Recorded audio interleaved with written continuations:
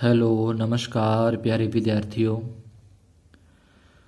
आप सभी का इस YouTube चैनल पर स्वागत है। अपने कक्षा 10 विषय गणित की प्रश्नावली 5.3 समांतर श्रेणी के अंदर समांतर श्रेणी के पदों का योगफल के अंदर प्रश्न संख्या तीसरे के कुछ बचे हुए सवाल थे उनको करते हैं। इससे पहले अपने 5.3 के जो पहले प्रश्न से लेकर और तीसरे प्रश्न के जो 5 पॉइंट थे वो कर चुके हैं, जिसका लिंक उस वीडियो का लिंक आपको इस वीडियो के डिस्क्रिप्शन के अंदर मिल जाएगा। 6 नंबर प्रश्न है, पार्ट 2 है ये 5.3 का, जिसके अंदर अपने को प्रथम पद का मान दे रखा है 2, सार्वंतर डी का मान दे रखा है 8 और पदों का योगफल यानी कि SN का मान अपने को दे रखा है 90। N और AN ज्ञात करने के लिए बोला गया है। अपने को SN दे रखा है तो SN का ये जो सूत्र होता है पदों का योगफल ज्ञात करने का, वो अपने सूत्र लगा देते हैं। SN का मान अपने को प्रश्न में दे रखा है 90, N/2 वैसे ही आ जाएगा। ये 2 का यहाँ पे 2, A का मान भी अपने पास 2 आ गया, N-1 है तो N का मान अपने ज्ञात करना है, इसलिए N ही रखा और D का मान प्रश्न में दे रखा है 8 आ जाएगा। इसके बाद ये जो भाग में 2 है, ये बटे में 2 है, वो इसके गुणा में चला जाएगा 90 के, लेकिन 90 और 2 का गुणा कर देंगे तो अपने पास 180 आ जाएगा। ये N का N आ गया, 2 को 2 से गुणा करने पर 4 आता है। अब N में से 1 अपने माइनस नहीं कर सकते, इसलिए 8 को N से गुणा किया 8N और 8 को 1 से गुणा करेंगे 8 आ जाएगा। गुणा करने के बाद अपने पास यहाँ पे प्लस के 4 हैं और माइनस के 8 हैं, तो ये माइनस कर देंगे। -8 में से 4 को घटाएंगे, माइनस के 8 और ये 8N का 8N आ जाएगा। 180 के 180 उतारे, उसके बाद इस N का इन दोनों के साथ अपने गुणा कर दें तो 8N² हो जाएगा और 4 को N से गुणा करें 4N। ये प्लस का 180 है, इस तरफ लेके जा रहे हैं तो इसलिए माइनस का हो रहा है, पक्षांतरण करने पर -180। अब इन तीनों के अंदर ही अपने 4 का भाग दे सकते हैं, तीनों में 4 का भाग देने पर ये आ जाएगा अपना, तो यहाँ लिख देंगे कि 4 से भाग देने पर। अब इसके अपने गुणनखंड विधि से ये एक द्विघात समीकरण है, द्विघात समीकरण को अपने गुणनखंड विधि या द्विघातीय सूत्र से हल कर सकते हैं। तो मैंने यहाँ पे गुणनखंड विधि से किया कि जोड़ने घटाने पर तो -1 आ जाए और गुणा करने पर ये 45 दूना 90 आ जाए। तो 10 और 9 लिए, क्योंकि 10 और 9 को गुणा करते हैं 90 होता है और 10 में से 9 घटाने पर 1 आता है। अब इन दोनों में से अपने पास एक तो 2 कॉमन आ रहे हैं, इसमें 2 कॉमन है, 2 कॉमन और एक इसमें N कॉमन आ रहा है और इसके अंदर 9, दोनों के अंदर ही 9 है वो कॉमन आ रहा है। तो यहाँ पे कॉमन निकाल दिया, एक तो 2N कॉमन निकाल दिया तो N-5 बचा, यहाँ से N कॉमन निकालने के बाद N-5 बचा। कॉमन जो निकालते हैं उस संख्या का भाग दिया जाता है। N-5 और N-5 है वो एक बार पुनः अपने कॉमन ले लिया, N-5 और N-5 और बचता है यहाँ पे 2N+9, तो ये लिख दिए बराबर में 0 है। अब N एक बार अपने इसके बराबर में 0 रखते हैं N-5 के, तो ये माइनस का 5 इस तरफ आके प्लस का 5 हो जाएगा। अगर अपने इसके बराबर में 0 रखते हैं तो ये प्लस का 9 है, इधर लेके आएंगे माइनस का 9 और बटे में 2 आ जाएगा। अब N का मान कभी भी ऋणात्मक नहीं हो सकता, इसलिए इस मान को अपने छोड़ देते हैं और N का मान अपने पास क्या आ जाता है, 5 आ जाता है। तो पहला तो अपना था कि N का मान ज्ञात करना है, तो यहाँ से N का मान अपने पास क्या हो चुका है, N का मान अपने पास 5 आ चुका है।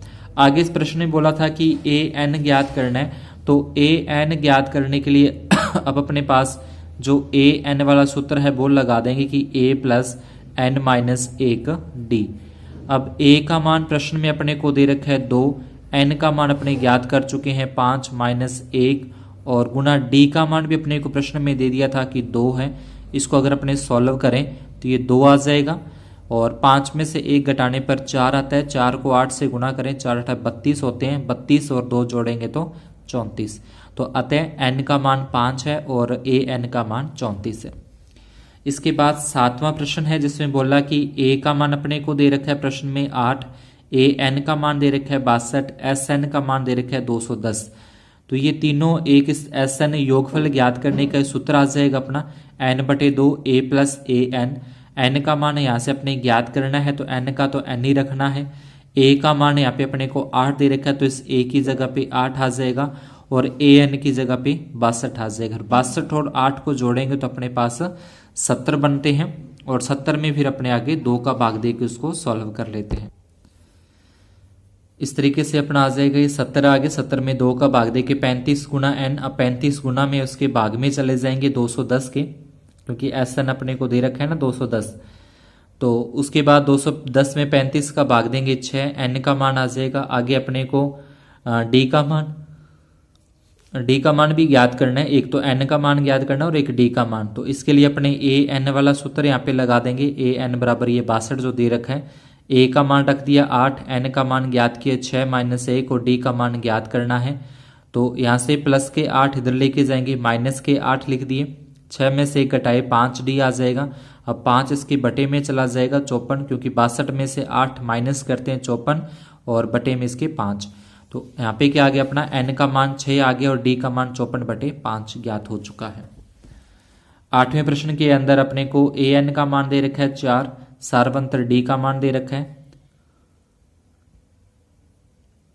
एस एन का मान अपने दे रखा है -14, एन और ए का मान ज्ञात करना है। तो एक पहले अपने को ए एन दे रखा है और एस एन दे रखा है। तो पहले अपने ए एन वाला फॉर्मूला लगाएंगे। ए एन का जो होता है A N A plus N minus 1 D, ये 4 अपने को दे रखा है। ए का मान अपने पास नहीं पता, एन का मान भी नहीं दे रखा और डी का मान सार्वंतर 2 दे रखा है। तो इस 2 का इस n के साथ भी गुना होगा और 2 का इस 1 के साथ भी गुना करने पर आ जाएगा 2n-2 और बराबर में 4। माइनस के 2 हैं, इस तरफ लेके आएंगे तो ये प्लस के 2 हो जाएंगे, तो 2 प्लस करने पर 6 आता है। देखिए a + 2n बराबर 6। यहाँ से अगर अपने a का मान निकालें तो ये प्लस का 2n इधर लेके जाएंगे तो ये माइनस का 2n हो जाएगा, जिसे अपने 1 नंबर समीकरण दे देंगे। अब ये ए एन वाले सूत्र से कर लिया, अब अपने करते हैं एस एन वाले सूत्र से। तो यहाँ पे एस एन के सूत्र से अगर करें तो ये एस एन का जो छोटा सूत्र है वो लगा देंगे n/2 a plus A N बराबर -14। एन का मान अपने को अभी तक ज्ञात नहीं हुआ है।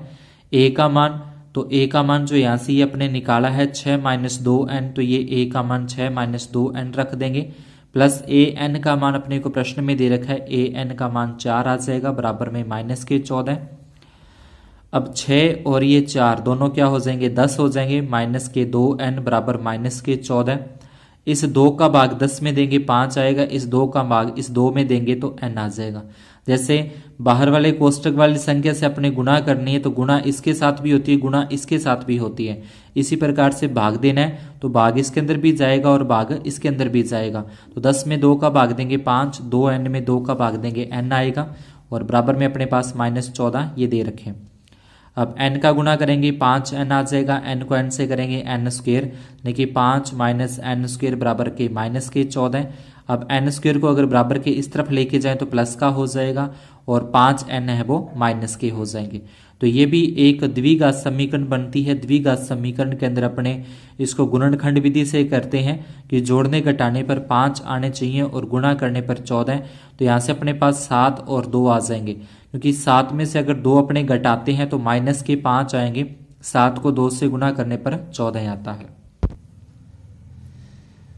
इस तरीके से यहाँ पे गुणनखंड करके लिख दिए हैं। अब इन दोनों में से कॉमन अगर अपने निकालें, इन दोनों में से कॉमन, तो n दोनों में कॉमन आ रहा है और इन दोनों के अंदर 2 है वो कॉमन आ रहे हैं।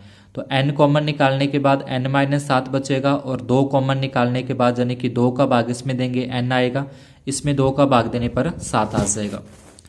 तो ये दोनों बन जाएंगे n-7 और n-7 अपने फिर से दोबारा कॉमन ले लिया n-7 और n+2 का ये n+2 अपने रख दिया। n-7 के बराबर एक बार 0 रखें तो n बराबर 7 आता है, n+2 यानी कि इस दूसरे कोष्टक के बराबर में 0 रखें तो n का मान -2 आता है। तो n का मान ऋणात्मक नहीं हो सकता, तो इसलिए इस मान को छोड़ देते हैं। अपने जो धनात्मक मान है प्लस वाला उसे रखते हैं कि n बराबर 7। अब n का मान ज्ञात हो चुका है, आगे अपने को a का मान ज्ञात करना है। तो पीछे जो समीकरण अपने 1 लिखी थी बॉक्स के अंदर, वो समीकरण को वापस यहाँ पे लिखा 6 का 6 आ गया, -2 गुणा n का मान 7, 7 को 2 से गुणा करेंगे 14, और 14 में से 6 घटा देंगे तो -8 अपना a का मान ज्ञात हो जाएगा। तो इस प्रकार से अपने a और n दोनों के मान ज्ञात कर लिए हैं। नेक्स्ट है अपना 9वां प्रश्न है, 9वां पॉइंट है तीसरे प्रश्न का, जिसमें अपने को प्रथम पद का मान दे रखा है, n का मान दे रखा है और s का मान दे रखा है 192, और अपने को सिंपली d का मान ज्ञात करना है। तो सबसे पहले s दे रखा है अपने को, यानी कि s का मतलब s n वाला सूत्र से ही हो गया, तो s बराबर 92, ये s n वाला अपने सूत्र लगा दिया, बराबर 192 रखना है। n का मान जो दे रखा है अपने 8 रख दिया, 2 गुणा a का मान अपने को दे रखा है 3, n का मान दे रखा है 8 - 1 और d का मान ज्ञात करना है, बराबर में 192 आ जाएंगे जो प्रश्न में दे रखे हैं। 8 में अपने 2 का भाग देंगे 4, 2 का 3 से गुणा किया 6, 8 में से 1 घटा दिए 7 और साथ में d और बराबर 192।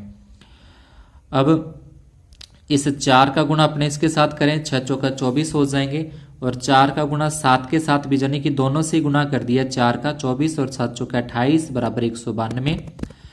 अब प्लस के 24 हैं, इस तरफ लेके आएंगे तो ये माइनस के 24 हो जाएंगे, 192 में से 24 माइनस करें तो 168 आता है, और जो यहाँ पे अपने 28 थे गुणा के अंदर, तो यहाँ पे बटे में अपने 28 ही आने हैं, इसके बटे में अपने पास 28 आ जाएंगे, और 28 का अगर अपने भाग देंगे तो ये 6 आ जाएगा अपना, ठीक है। अतः d का जो मान है सारवंतर है वो अपना कितना आ जाएगा, 6 आ जाएगा। इसके आगे नेक्स्ट 10वां प्रश्न के अंदर अपने को l का मतलब भी a n होता है, लास्ट या अंतिम पद इसको भी अपने बोलते हैं, तो l का मतलब a n या अंतिम पद है। s n पदों का योगफल और कुल पद, यानी कि n का मान 9 दे रखा है, अपने को a का मान ज्ञात करना है, तो ये s n बराबर 144 दे रखा है। इसका छोटा जो सूत्र है n/2 a + a n, या फिर a n की जगह पे l आ गया, बराबर 144। n का मान 9/2, a का मान ज्ञात करना है, l का मान 28 बराबर 144। ये जो 2 है ये बटे वाले 2 इसके गुणा में कर देंगे, 144 को ये बटे वाली संख्या से गुणा करें 288, और 9 का गुणा a के साथ कर दिया, 9 का गुणा 28 के साथ भी, दोनों के साथ ही 9 का गुणा हो गया, तो ये दोनों आ जाएंगे, बराबर 288 हैं। ये प्लस के 252 इधर लेके आए तो माइनस के हो गए, 288 में से ये माइनस करेंगे 36 आएगा, और 9 गुणा वाले इसके बटे में चले जाएंगे, 36 में 9 का भाग देके a का मान अपने पास 4 ज्ञात हो जाएगा। इसके बाद नेक्स्ट अपना है चौथा प्रश्न है। चौथे प्रश्न के अंदर अपने को एक एपी दे रखी है, एक समांतर श्रेणी दे रखी है यहाँ पे। इसमें प्रथम पद a का मान 9 है, सारवंतर अगर निकालें तो दूसरे पद में से पहला पद माइनस करते हैं तो सारवंतर आ जाएगा, और पदों का योगफल अपने को दे रखा है प्रश्न में 636 है। पदों की संख्या अपने को ज्ञात करने की कितने पद लिए जाएं ताकि इनका योगफल 636 प्राप्त हो। अब Sn योगफल है तो Sn का ये अपने पास सूत्र है वो लगा देंगे। Sn का मान 636, n का मान पदों की संख्या ज्ञात करनी है, 2 गुणा a मतलब प्रथम पद 9 दे रखा है, n-1 और सारवंतर d का मान 8 हो जाएगा। इसके बाद 636 n/2 सेम रखा, 2 को 9 से गुणा कर दिया 18 होते हैं, और 8 का n के साथ भी गुणा किया, 8 का 1 के साथ, दोनों के साथ ही गुणा कर दिया, 8n और 8 एकम 8। आगे 18 में से अपने ये 8 माइनस करेंगे 10 आता है, 18 में से 8 माइनस करने पर 10 आ जाएगा, और ये 8n का 8n लिखा। अब ये जो बटे में 2 है, इस 2 का भाग इसमें 10 में जाएगा 5 तक, और इस 8 में 2 का भाग जाएगा 4 तक, तो ये भाग देने पर 5 और 4n आ जाएंगे। इसके बाद इस n का गुणा 5 के साथ करें और इस n का गुणा इसके साथ भी करें तो 5n और 4n² और बराबर में 636 है। तो ये 636 को अपने इस तरफ लेके आए तो यहाँ पे आके ये हो जाएगा माइनस का 636, जो कि एक द्विघात समीकरण का रूप ले लेगी। ये एक द्विघात समीकरण है जिसको अपने गुणनखंड विधि से किया कि जोड़ने घटाने पर तो अपने पास 5 आना चाहिए, तो 53 में से अगर अपने 48 माइनस करें 5 आता है, और गुणा करने पर जो इन दोनों का गुणा आता है 636 और 4 का वो आ जाना चाहिए, जिसके गुणनखंड हो जाएंगे 53 और 48n। अब इसमें n आता है, इसमें भी n है तो n कॉमन निकाल दिया, n कॉमन निकालने के बाद 4n बचे और 53, माइनस इन दोनों में अपने 12 कॉमन निकाल दें, क्योंकि 12 का भाग इसमें भी जा रहा है और 12 का भाग इसमें भी जा रहा है। तो 12 का भाग देंगे, 12 चौके 48, यहाँ पे 4 लिखा हुआ है, बीच में 4 है, n और प्लस में 53। उसके बाद 4n प्लस 53, 4n प्लस 53 दोनों फिर कॉमन आगे सेम है, n और माइनस के 12 यहाँ पे लिख दिए। अब एक बार तो इसके बराबर अगर 0 रखें, 4n प्लस 53 बराबर 0 है तो ये जो प्लस के 53 इधर आके माइनस के हो जाएंगे और 4 आ जाएंगे बटे में। तो एक ऋणात्मक मान n का नहीं हो सकता, इसे अपने छोड़ देते हैं।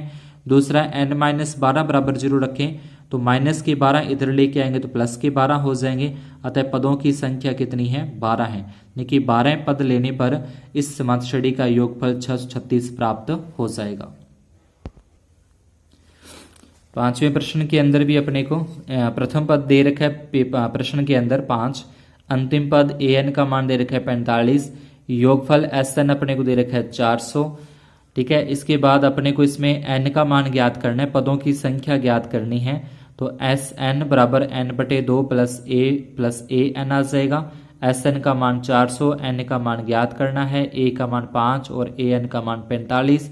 45 और 5 जोड़ेंगे 50, ये 50 2 के पहाड़े से कट जाएगा, या 50 में 2 का भाग देंगे 25 आता है। देखिए n गुणा 25, अपने को n का मान ज्ञात करना है, इसलिए 25 इसके भाग में चले जाएंगे।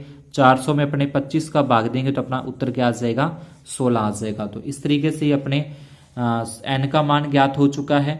अब अपने को इसमें सारवंत्र का मान भी ज्ञात करना है कि सारवंत्र d का मान कितना है। तो इसके लिए अपने an वाला सूत्र लगा देंगे, an यानी कि अंतिम पद, यह आ जाएगा a plus n minus 1d। an का मान दे रखा है 45, a का मान भी दे रखा है 5, n का मान अपने ज्ञात हो चुका है 16 माइनस 1 गुना d, प्लस का 5 इधर लेके आएंगे माइनस 5 हो जाएगा। ठीक है, और 16 में से 1 घटा देंगे 15 और साथ में d यानी कि 15d आ जाएगा।